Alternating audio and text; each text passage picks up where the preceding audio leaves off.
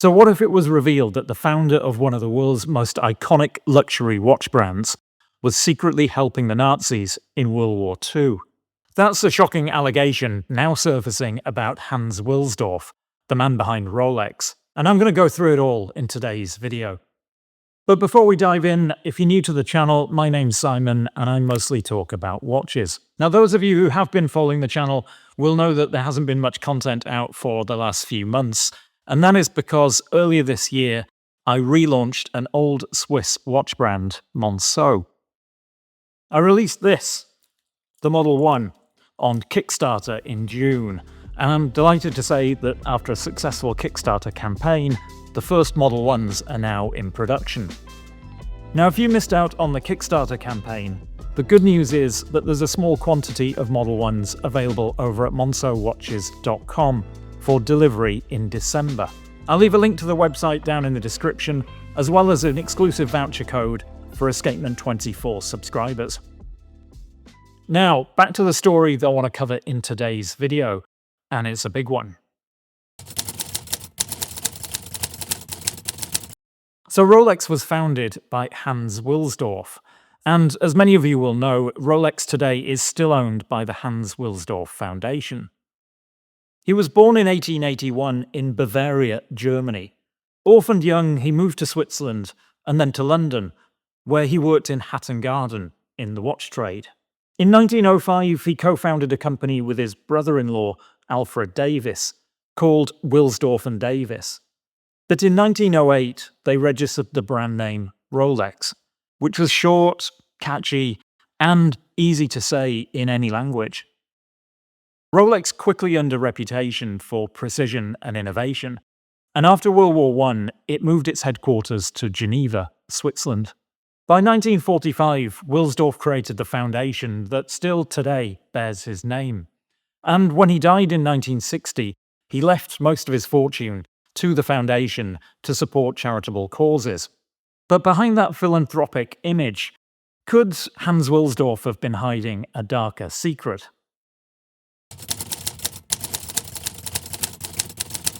Just in the last few months, a large number of previously classified British intelligence files were released, and what they revealed was nothing less than shocking.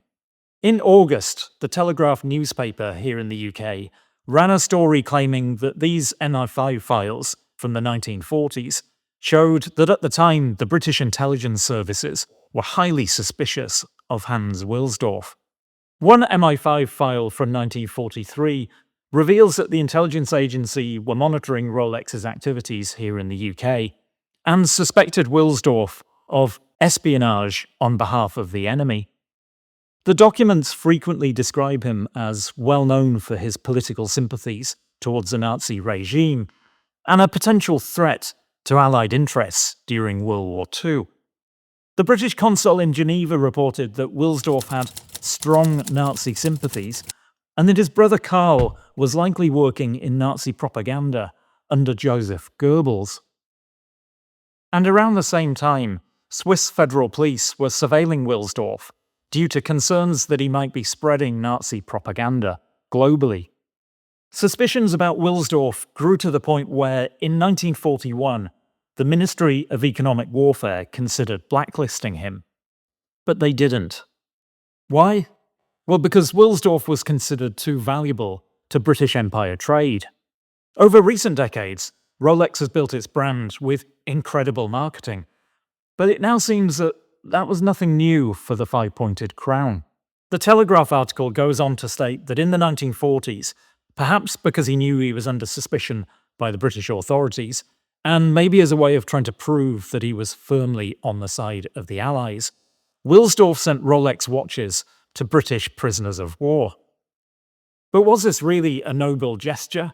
Or was it a way of currying favour with the British, while continuing to operate from neutral Switzerland? Well, it was certainly an astute business move. Between 1941 and 1946, it was prohibited to import Swiss watches into Britain. But sending Rolex watches to POWs not only improved Wilsdorf's image, but it also meant a few extra sales for Rolex, with payment deferred until the end of the war.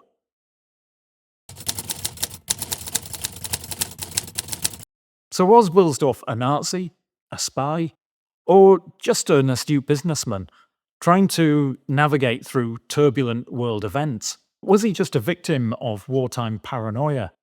And do these new allegations do anything to tarnish the Rolex brand today?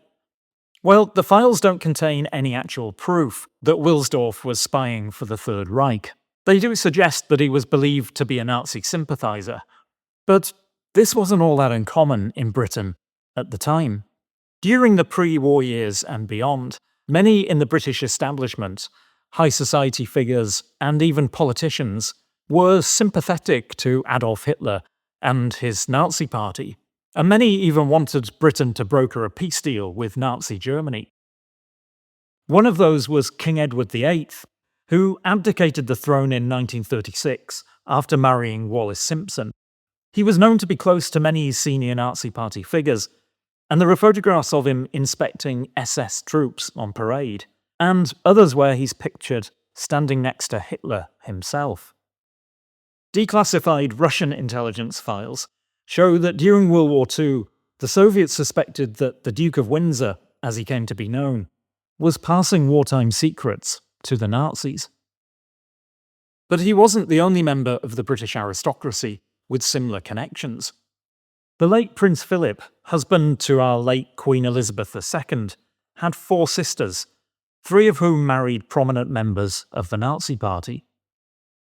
Now, bringing this back to Rolex, well, they're not the first or only brand to face similar allegations.